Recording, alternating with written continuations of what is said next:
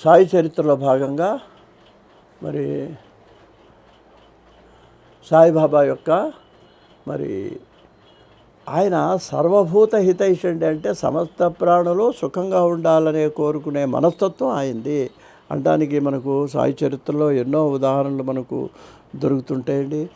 ఎంతోమంది ఒక్కోసారి ఇంతే అన్నం వస్తే తీసుకెళ్ళి ఆ చుట్టూ ఉన్న జంతువులకి, కుక్కలకి, లేకపోతేనేమో ఇంకా ఇతరత్ర జంతువులకి, మేకలకి, వాటికి పెట్టి అవన్నీ ఆనందంగా తింటే తను అలా చూస్తూ సంతోషపడేవాటండి. ఆకలి అనేది మర్చిపోయేవాడండి ఆయన. అది ఆయన యొక్క గొప్పతనం. అవి భోజనం చేస్తుంటే ఈయన భోజనం చేసినట్టుగా మనకు భాగవతంలో రంతిదేవుడి కథ ఉంది. ఇక్కడ అన్నం తిందామంటే ఎవరో వస్తారు, వాళ్ళకి అన్నం ఇచ్చేస్తాడు. ఇನ್ನು మంచినీళ్ళు తాగుదామంటే ఇంకోటి వస్తాడు. పరీక్షించడానికి దేవతలండి వేరు వేరు రూపాల్లో వస్తారు. అప్పుడు ఆయన అంటే అట్ట భాగవతంలో చెప్తాడు, అన్నము లేదు, కొన్ని మధురాంబువులు ఉన్నవి త్రాగుమన్నామని ఆ మంచినీళ్ళు ఇచ్చి వాళ్ళు తాగుతుంటే ఈయనకు లోపల ఆకలి తెప్పుకుంది. ఆయన ఆనందాన్ని అదేంటండి వాళ్ళు తాగితే ఈయన ఎలా ఆనందాన్ని పొందాడండి? భావన వలన సంతృష్టి పొందేది అమ్మవారు కూడా. మనకు కూడా ఆ భావన పెంచుకోవాలి. ఎదుటి వాళ్ళు తింటుంటే మనం ఆనందపడితే అది అలవాటు చేసుకోవడం చాలా గొప్పండి.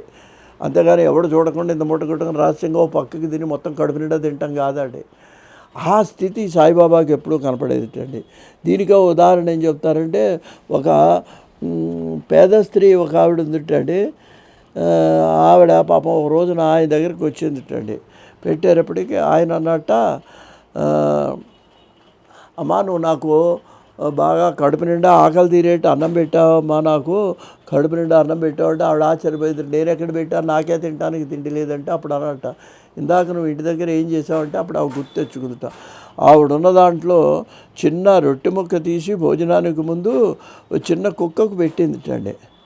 ఆ కుక్క ఆనందంతో తిని గంతులేస్తే వెళ్ళిపోయిందిటండి అన్నట్ట. నువ్వు ఆ కుక్కకు రొట్టె ముక్క పెడితే నాకు ఇక్కడ కడుపు నిండింది అని చెప్పి ఆయన చెప్పటం జరిగిందండి.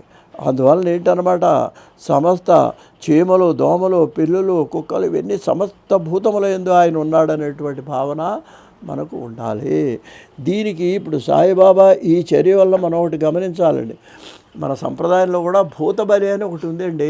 భూతబలి అంటే ఇప్పుడు మనం టిఫిన్ చేస్తున్నాం అనుకోండి, ఆ గట్టు మీద ఎక్కడో మన అపార్ట్మెంట్లో చిన్నదింత మనం ఏ టిఫిన్ చేస్తే అది కొంచెం తీసుకెళ్ళి అక్కడ గట్టు మీద పెడితే కాకులో లేకపోతే చీమలో ఏవో ఇతర జంతువులు వచ్చి అవి తింటాయి. ఆ తింటం వల్ల ఏమవుతుందంటే వాటికి మనకు సంతృప్తి పొందాలి మనం. అలా అలవాటైపోతే అది భూతబలి అంటారు. దాని భూత అంటే ప్రాణులకు అలాగే దేవాలయాల్లో కూడా దేవుడికి నైవేద్యం చూడ కొంత అన్నం తీసుకెళ్ళి ధ్వజస్తంభం దగ్గర పెడతారు. అదంటే అది ఈ నోరు లేని సమస్త ప్రాణులు తిని బతకడం కోసం అది భూతబలి అంటారు. అటువంటి పరిస్థితిని సాయిబాబా తన యొక్క జీవిత చరిత్రలో తను స్వయంగా ఆచరించి చూపెట్టాడు. మరి ఆ విధమైనటువంటి ఇది మనకు ఆయన యొక్క చేసే పనుల్లో, ఆయన చేసేటువంటి కార్యక్రమాల్లో మనకు కనిపిస్తూ ఉంటుందండి. అందువలన ఆ సాంప్రదాయాన్ని మనం అర్థం చేసుకోవాలి, అలవాటు చేసుకుంటే అందరం కూడా కొంతలో కొంత అయినా సరే మనం ఆధ్యాత్మిక జీవితాన్ని గడపడానికి వీలవుతుంది. స్వస్తి.